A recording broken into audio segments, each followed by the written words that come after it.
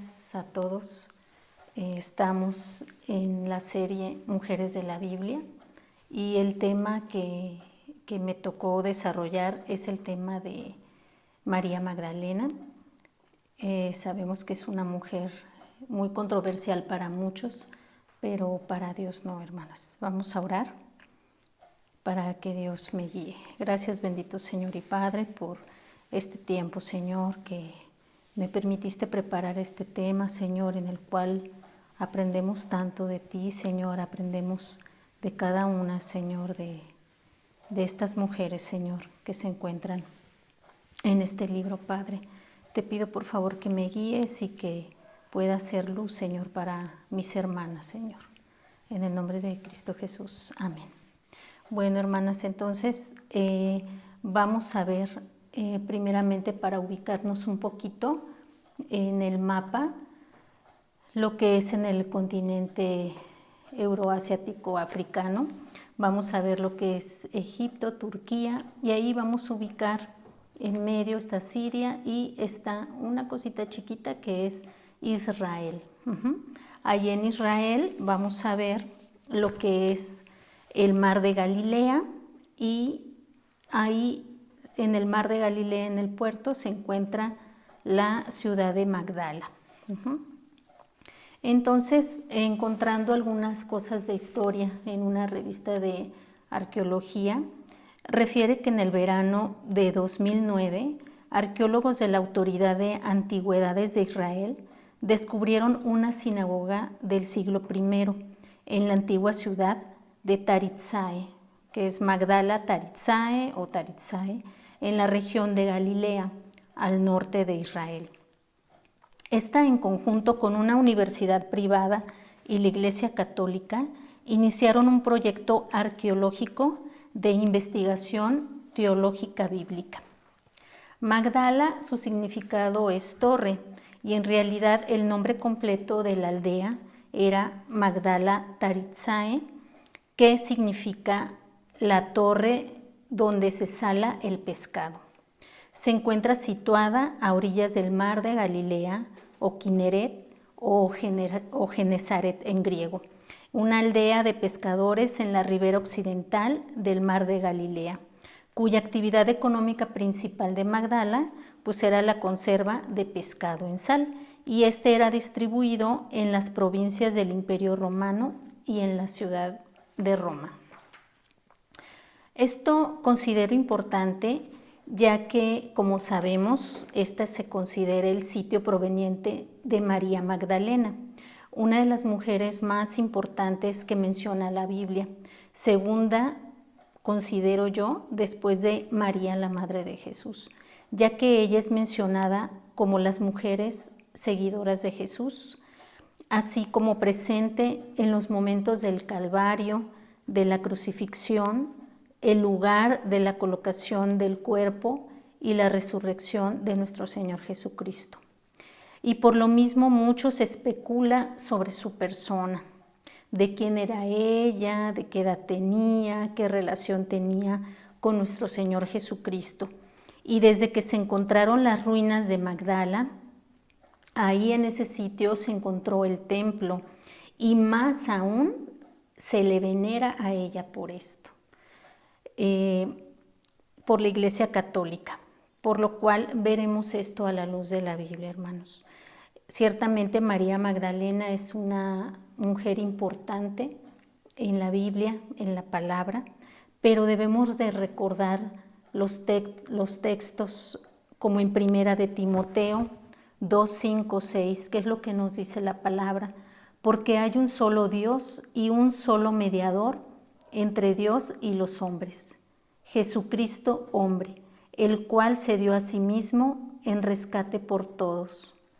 Entonces, el único mediador entre Dios y nosotros es Jesucristo, hermanos. Solamente Jesús es el camino, es la verdad y es la vida. En Juan 17 nos dice: yo soy la puerta de las ovejas. El que por mí entrare será salvo. Juan 14:6, yo soy el camino, la verdad y la vida. Nadie viene al Padre sino por mí.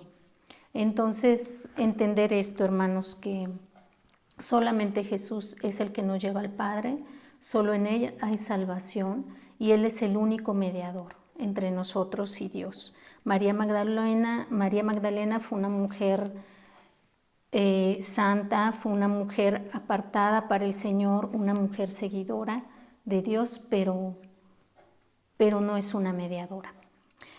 Y entonces vamos a empezar en Lucas 8, 1, 2. Nos dice, y poco después él comenzó a recorrer las ciudades y aldeas, proclamando y anunciando las buenas nuevas del reino de Dios.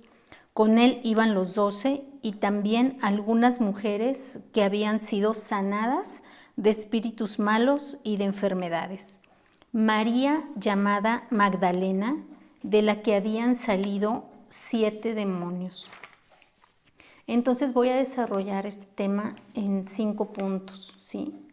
En el primer punto decimos, de ella nos dice, de la que habían salido 7 demonios, ¿sí? María Magdalena, como vemos aquí, entonces era originaria natural de Magdala, por eso es María de Magdalena o María de Magdala. Hablándonos desde aquí, ¿quién había sido María Magdalena? Pues, ¿quién era ella? Una mujer pecadora, como lo fuimos y como lo somos tú, como lo somos yo, en la cual tenía 7 demonios de los cuales Jesús la había liberado. No nos dice qué tipo de demonios, simplemente que muchos demonios la poseían. Era atada, martirizada por estos mismos. ¿Cómo entraron a ella? ¿Cómo ella permitió que esto pasara? ¿A qué se dedicaba? ¿Quién era realmente ella? Pensamos en pecados de adulterio, ya que muchos la asocian con la mujer adúltera que iba a ser apedreada, que en ninguna parte de la Biblia lo menciona. Otros con la mujer que ungió a Jesús con su perfume y limpió sus pies con sus cabellos, que tampoco la refiere así con su nombre, Lucas, que era tan específico, e incluso ya la había mencionado en Lucas 8, entonces no parece ser la misma mujer. Otros que era la pareja de Jesús en libros apócrifos, y de allí hasta películas que solo vituperan el nombre de nuestro Señor Jesús. Y realmente no lo sabemos, solo son conjeturas que hace la gente, pero la realidad es que no lo mencionan. Solo que Jesús, nuestro Señor, la hizo libre de esos demonios. ¿Cuántas queremos, hermanas, que se nos recuerde por nuestro pasado, por nuestros pecados? ¿Cuántas nos sentimos orgullosas de esto?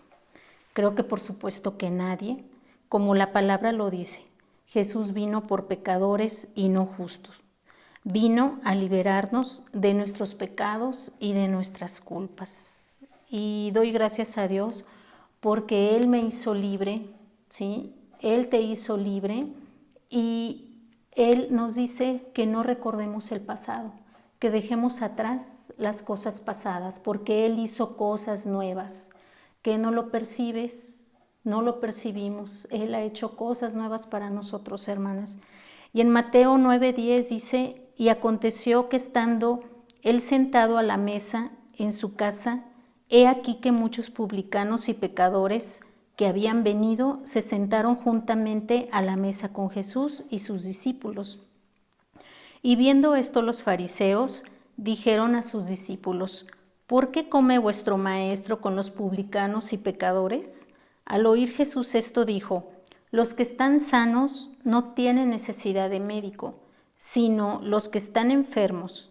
Mas id y aprended lo que significa misericordia quiero y no sacrificio, porque no he venido a llamar a justos, sino a pecadores. Y gracias a Dios porque así a todas esas mujeres Él las liberó del pecado. En Mateo 18:11 dice, porque el Hijo del Hombre ha venido a salvar lo que se había perdido. ¿Qué os parece si un hombre tiene 100 ovejas y una de ellas se ha descarriado? ¿No deja las 99 en los montes y va en busca de la descarriada? y si sucede que la haya, en verdad os digo que se regocija más por esta que por las 99 que no se han descarriado. En Lucas 15:4, haciendo la mención a lo mismo, dice: ¿qué hombre de ustedes, si tiene 100 ovejas y una de ellas se pierde, no deja las 99 en el campo y va tras la que está perdida hasta que la haya? Al encontrarla, la pone sobre sus hombros gozoso. Cuando llega a su casa, reúne a los amigos y a los vecinos diciéndoles: alégrense conmigo, porque he hallado mi oveja que se había perdido. Les digo que de la misma manera habrá más gozo en el cielo por un pecador que se arrepiente que por 99 justos que no necesitan arrepentimiento. O en Lucas 15:8, hablando de la mujer y las monedas: si tiene 10 monedas de plata y pierde una moneda, no enciende una lámpara y barre la casa y busca con cuidado hasta hallarla. Cuando la encuentra, reúne a las amigas y vecinas diciendo: alégrense conmigo porque he hallado la moneda que había perdido. De la misma manera, les digo, hay gozo en la presencia de los ángeles de Dios por un pecador que se arrepiente. Entonces, como el Señor es bueno y Él vino por los pecadores, no vino a estar con los justos, no vino con los fariseos, ¿no?, que se sentían salvos, que sentían que estaban en todo en la ley. Las cosas son diferentes.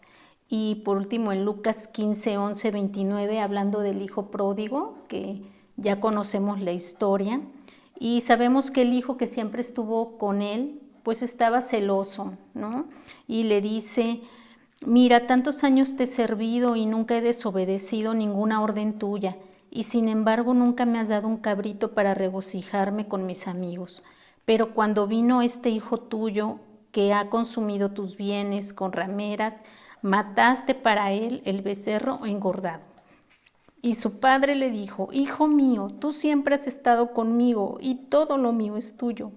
Pero era necesario hacer fiesta y regocijarnos, porque tu hermano estaba muerto y ha vuelto a la vida.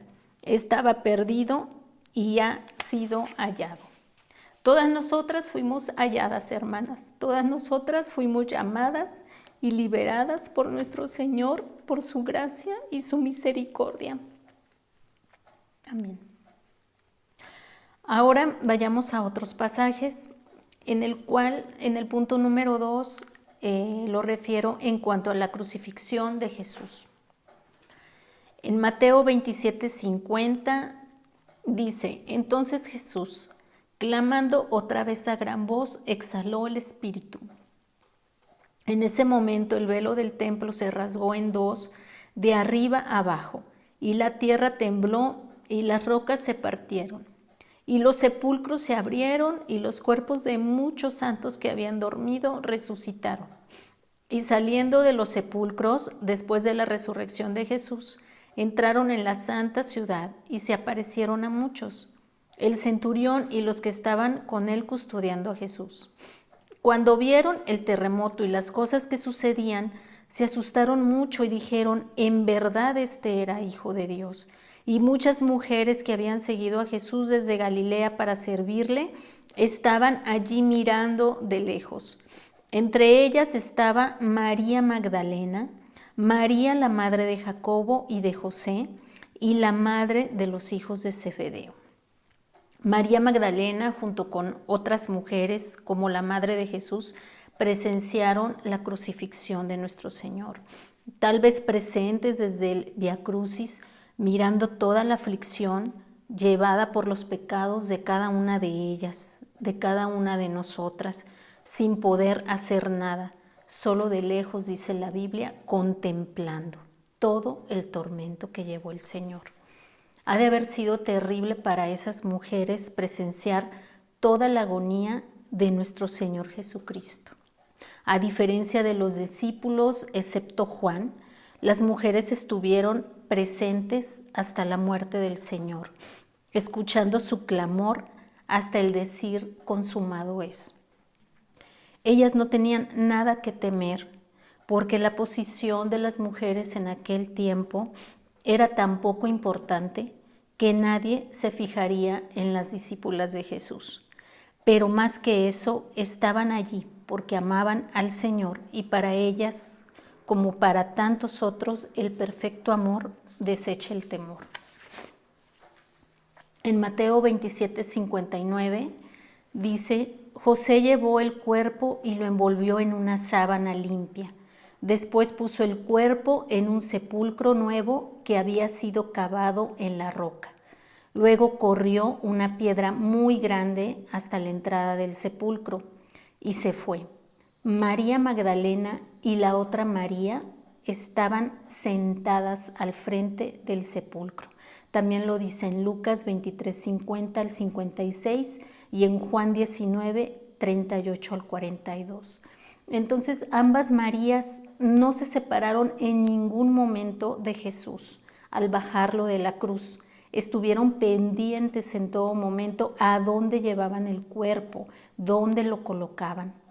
Tal vez ellas no conocían a José de Arimatea ni a Nicodemo, miembros del Sanedrín, sin saber que eran discípulos y creyentes de la secreta, ¿no? Como decimos, creyentes secretos de Jesús. José se dirigió a Pilato para pedirle que le permitiera enterrar a Jesús. Luego fue a bajar el cuerpo de la cruz, lo envolvió en un lienzo y lo colocó en una tumba cavada en la roca, en la cual no se había enterrado a nadie antes. Las mujeres que habían venido de Galilea con Jesús también fueron detrás de José y vieron cómo colocaba el cuerpo en la tumba. La costumbre era que los cuerpos de los criminales, esto era horrible, no se les enterraba, sino que dejaban que se los comieran los perros y los buitres. Pero José de Arimatea salvó el cuerpo de Jesús de esa suerte indigna. Refiere que Nicodemo preparó 100 libras de especias, compuesto de mirra y aloes, para ungir el cuerpo de Jesús, que era un peso aproximado, refieren algunos comentarios, entre 30 a 50 kilos de especias y mirras. Esto lo dice en Juan 19, 39 al 40. E introdujeron a Jesús en la tumba perteneciente a José de Arimatea. No quedaba mucho tiempo, por eso las mujeres no tuvieron tiempo más que para ver dónde dónde ponía José el cuerpo, e irse a casa a preparar todas estas hierbas aromáticas. Obviamente, pues ellas no vieron que el cuerpo de Jesús sí había sido ungido por Nicodemo, y posteriormente, cuando pasara el descanso del Sabbat, ¿sí? Porque era ilegal hacer esto en este tiempo, pues lo iban a hacer posteriormente. Cuando volvieron, ellas prepararon los ungüentos, los aromas para embalsamarlo, y descansaron ese día como estaba mandado por la ley. Me imagino la preocupación de las mujeres porque el cuerpo de nuestro Señor fuera echado a los perros, que no tuviera una sepultura adecuada y que no fuera ungido como era la costumbre. Era indignante y era una preocupación tan grande por ellas que al ver el cuerpo que fue rescatado, pienso que sintieron un gran alivio y fueron a realizar como que correspondía la preparación de los aceites y especias para ungir el cuerpo de nuestro Señor Jesús. Número 3, la tumba vacía. En Juan 21 dice que muy temprano, el domingo en la mañana, estando aún oscuro, María Magdalena fue al sepulcro y vio que estaba corrida la piedra que tapaba la entrada. Entonces se fue corriendo a ver a Simón, Pedro y al seguidor a quien Jesús amaba, o sea, a Juan. Y les dijo: sacaron el cuerpo de Jesús del sepulcro, no sabemos dónde lo pusieron.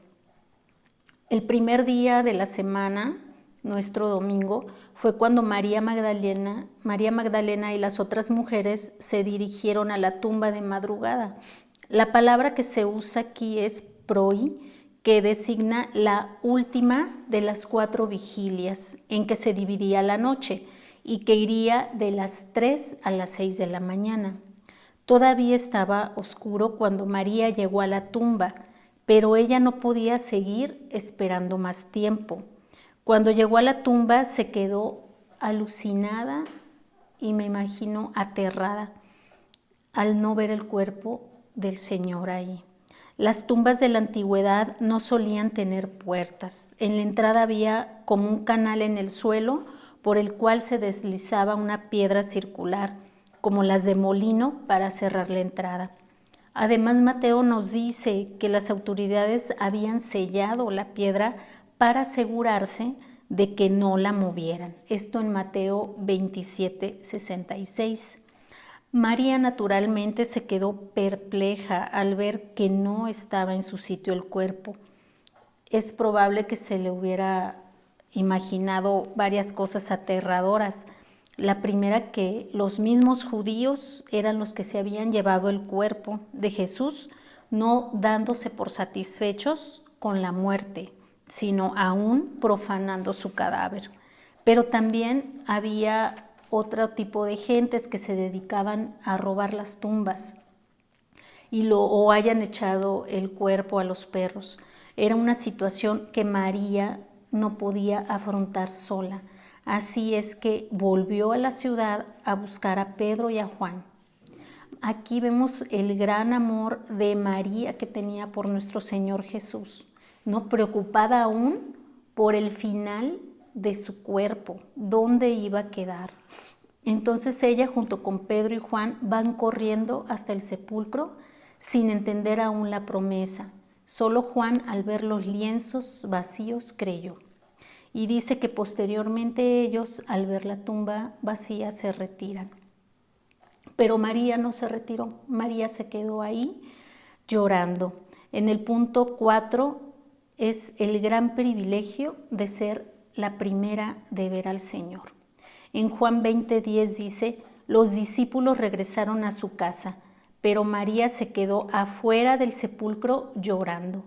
Mientras lloraba, se inclinó para mirar dentro del sepulcro y vio a 2 ángeles vestidos de blanco sentados donde había estado el cuerpo de Jesús, uno a la cabecera y otro a los pies. Le preguntaron los ángeles, ¿por qué lloras, mujer? Ella les respondió, porque se han llevado a mi Señor y no sé dónde lo han puesto.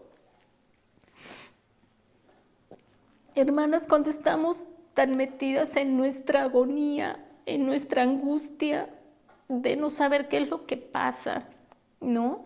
María, aquí en su angustia de no saber qué había pasado con Jesús, que ni siquiera se percata de la presencia de los ángeles. En Juan 20:14 dice, y acabando de decir esto, volvió la mirada y vio allí a Jesús de pie, aunque ella no sabía que era él.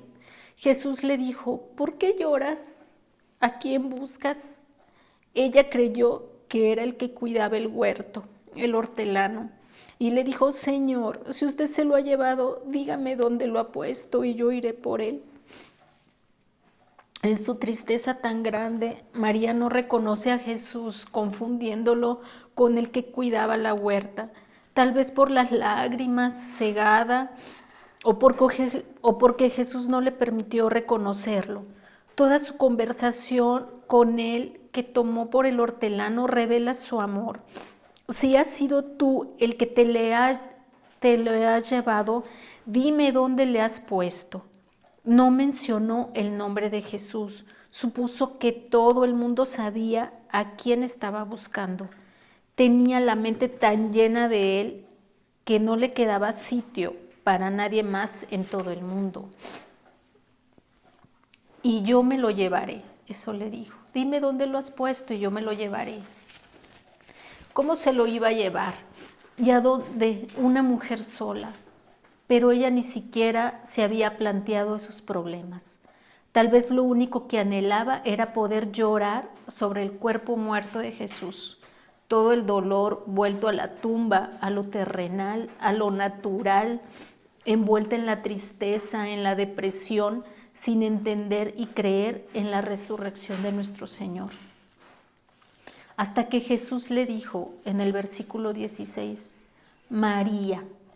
Imagínense escuchar su voz, que nuestro Señor Jesús te hable por tu nombre. Le dijo María, y ella se volvió y le dijo, Raboní, que en arameo significa maestro, ¿sí? O sea, hermanas, yo pienso en tantas cosas que dicen de María Magdalena y Jesús.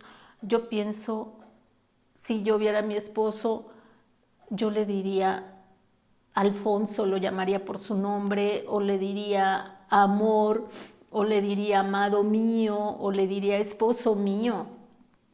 Pero ella le dice Raboní, le dice maestro, ¿sí? Entonces vemos aquí realmente la relación de Jesús con María. Yo pienso que aquí nos los está diciendo explícitamente. Y Jesús le dice, suéltame porque todavía no he ido a reunirme con mi Padre, pero ve a mis hermanos y diles, voy a reunirme con mi Padre, que es el Padre de ustedes, con mi Dios, que es el Dios de ustedes. María Magdalena fue a darles la noticia a los discípulos. He visto al Señor, y les contaba lo que Él le había dicho. Hasta el momento que pronuncia su nombre, Jesús, la felicidad de María al escucharlo nuevamente y decirle con todo su corazón, Maestro. Cómo Jesús con la paciencia en nuestra tristeza y dolor se presenta ante nosotros con una dulce pronunciación de nuestro nombre, hasta que alzamos nuestro rostro y ponemos nuestra mirada en el Señor, entendemos todas las cosas y recibimos el verdadero consuelo. Y el último punto, que es el punto número 5, y terminar con este punto, es mucho perdón, mucho amor. Esta mujer, María Magdalena, a quien se le perdonó tanto, liberada de 7 demonios, amaba tanto a Jesús, así como otras más. Y entendemos por qué en todo momento estuvo junto a él.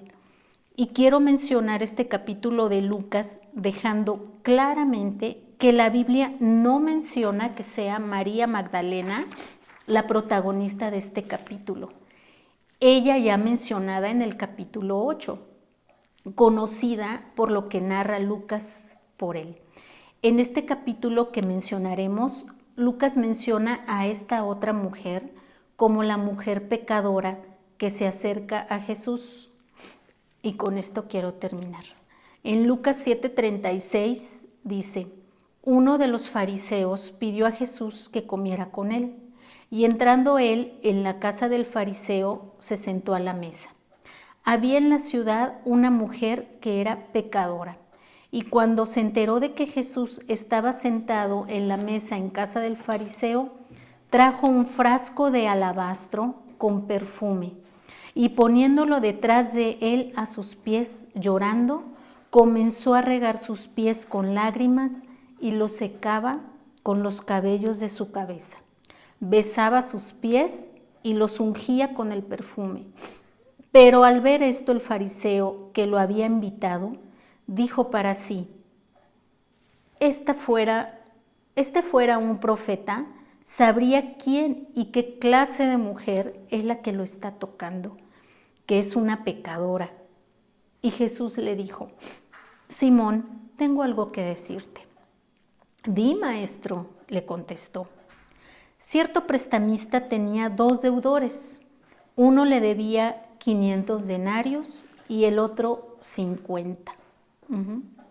Aquí quiero hacer un paréntesis donde el denario era la moneda romana de plata de unos 3.85 gramos y era la moneda que se les pagaba a los jornaleros por un día de trabajo, que era por 12 horas de trabajo. Entonces era un denario. Entonces 500 denarios pues era más de un año de trabajo, como un año y medio. Entonces uno le debía 500 denarios y el otro 50. Y no teniendo ellos con qué pagar, perdonó generosamente a los 2. ¿Cuál de ellos entonces lo amará más? Le preguntó Jesús a Simón y le dijo, pues supongo que aquel a quien le perdonó más, respondió Simón. Y Jesús le dijo, has juzgado correctamente. Y volviéndose hacia la mujer, le dijo a Simón, ¿ves esta mujer? Yo entré a tu casa y no me diste agua para mis pies, pero ella ha regado mis pies con sus lágrimas y los ha secado con sus cabellos. No me diste beso, pero ella desde que entré no ha cesado de besar mis pies. No ungiste mi cabeza con aceite, pero ella ungió mis pies con perfume. Por lo cual te digo que sus pecados, que son muchos, han sido perdonados, porque amó mucho. Pero a quien poco se le perdona, poco ama. Entonces Jesús le dijo a la mujer, tus pecados han sido perdonados. Y así nos dice el Señor, hermana, tus pecados han sido perdonados. Cuando hay un verdadero arrepentimiento que vemos aquí en esta escena de esta mujer, ¿no? Todo cómo desahoga todo su corazón hacia Jesús, todo su amor, ¿sí? Así como María Magdalena, de la que salieron 7 demonios, María, la que amó tanto a su maestro, y otras mujeres, como esta mujer del perfume, y cuántas otras no mencionadas y nosotras mismas, de cuánto nos liberó el Señor y nos dijo, tus pecados han sido perdonados. Cuánto nos perdonó, cuánto amor le debemos, un amor incondicional, un amor fiel, un amor ferviente y un corazón agradecido. Pues gracias, hermanas, gracias a Dios por este tiempo que pudimos compartir y demos gracias al Señor. Señor, yo te doy gracias por esta palabra, Señor, por estas cosas que tú nos revelas, Señor, de lo más profundo de tu palabra, de lo más profundo de tu espíritu, Señor. Y yo te pido por cada una de nosotras, Señor, por cada una de nuestras hermanas que tienen necesidad de ti, Señor. Tú háblales por su nombre, Señor, revélate y díselos, Señor, que sepan que sus pecados han sido perdonados por ti, Señor, y que tú los llevaste a la cruz del Calvario, Señor. Gracias.